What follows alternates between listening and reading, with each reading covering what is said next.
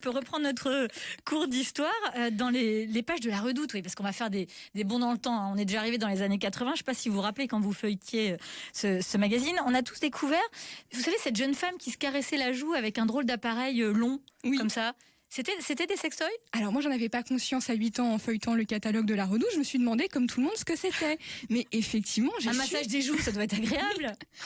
Je me suis rendu compte des années plus tard qu'en fait, c'est comme ça qu'on commençait à vendre des sextoys, qui évidemment avaient des formes pas trop suggestives à l'époque, parce que les objets suggestifs, on les trouvait dans les sex shops un peu hard de Clichy, vous voyez, ce genre de choses où les femmes n'allaient pas.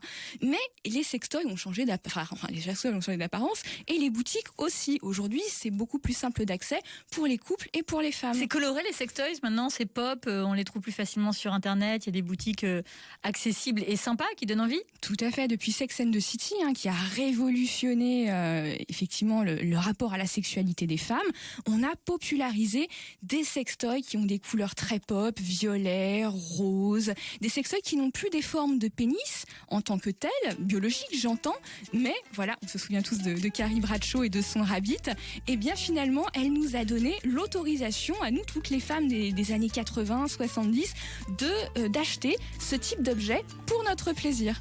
Et alors, il faut parler d'une autre révolution, parce que vous êtes historienne, Virginie Giraud, et vous suivez l'histoire récente aussi. 2010, une nouvelle révolution, c'est quoi ? Alors c'est le fameux womanizer. C'est la toute dernière technologie qui est faite pour le plaisir féminin.